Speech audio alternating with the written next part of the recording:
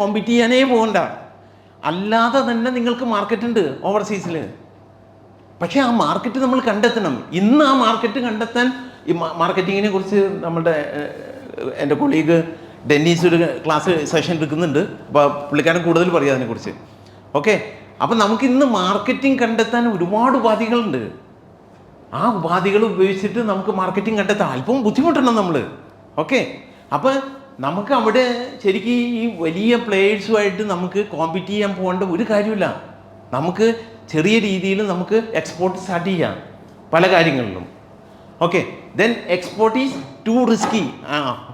ഇത് ഏറ്റവും വലിയൊരു പ്രശ്നമാണ് ഇവിടെ കേരളത്തിൽ. ഞാൻ പറഞ്ഞില്ലേ, നമുക്ക് റിസ്ക് ബെയറിംഗ് കപ്പാസിറ്റി കുറവായത് കാരണം എല്ലാവരും പറയും, ഇപ്പോൾ നിങ്ങൾ ആരെങ്കിലും എക്സ്പോർട്ട് ബിസിനസ്സിലേക്ക് പോകണമെന്ന് പറഞ്ഞാൽ നിങ്ങളുടെ അയൽവക്കക്കാരും നിങ്ങളുടെ കൂട്ടുകാരും നിങ്ങളുടെ ബന്ധുക്കളും എല്ലാവരും പറയും, ദേ വേണ്ടട്ടോ, ഇവിടെ നിന്ന് നിങ്ങൾ സാധനം അയച്ചു കഴിഞ്ഞാൽ കാശ് കിട്ടുമെന്ന് എന്താ ഉറപ്പ്?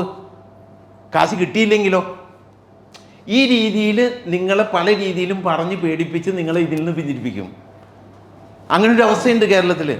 ഞാൻ കേരളത്തിൻ്റെ വെളിയിൽ 25 വർഷം താമസിച്ച ആളാണ് കേട്ടോ. അതുകൊണ്ടാണ് ഞാൻ കേരളത്തെക്കുറിച്ച് ഇങ്ങനെ പറയുന്നത്. കാരണം ഞാൻ ഹരിയാന ഏറ്റവും അവസാനം താമസിച്ചത് ഹരിയാന ഗുഡ്ഗാവിലായിരുന്നു. ഞാൻ KPMGയിലായിരുന്നു, ഇപ്പോൾ ഗുഡ്ഗാവിലായിരുന്നു.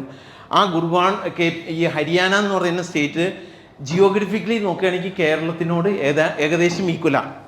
പക്ഷേ ആ ഹരിയാന എന്ന് പറയുന്ന കൊച്ചു സ്റ്റേറ്റിൽ 1000 കോടി രൂപയുടെ മുകളിൽ ടേൺ ഓവറുള്ള എത്ര കമ്പനികളാണ് ഉള്ളത്?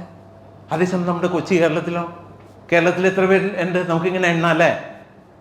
ഒരു വിഗാർഡ് ഉണ്ടാകും, ഒരു സിന്തേറ്റ് ഉണ്ടാകും, ഒരു ഗീറ്റെക്സ് ഉണ്ടാകും. ദാറ്റ്സ് ഓൾ അല്ലേ? എന്തുകൊണ്ട്? ഞാനിപ്പോൾ ഇന്നത്തെ ഈ സെഷൻ കൂടുതൽ ഇപ്പോൾ എക്സ്പോർട്ട് പ്രോസസ്സിങ് പ്രൊസീജിയറിനും ഡോക്യുമെൻറ്റേഷനും ഒക്കെ നിങ്ങൾക്ക് എങ്ങനെയായാലും ഒരു കസ്റ്റം ക്ലിയറിംഗ് ഏജൻറ്റിനെ അപ്പോയിൻറ്റ് ചെയ്യേണ്ടി വരും അല്ലേ? അപ്പോയിൻറ്റ് ചെയ്യുമ്പോൾ അയാൾ പറഞ്ഞു തരും ഇതൊക്കെ. പക്ഷെ ഞാൻ പറയുന്നത് ഏറ്റവും ആദ്യം നിങ്ങളുടെ മൈൻഡ് സെറ്റാണ് മാറേണ്ടത്. നിങ്ങൾ എക്സ്പോർട്ട് ചെയ്യണോ?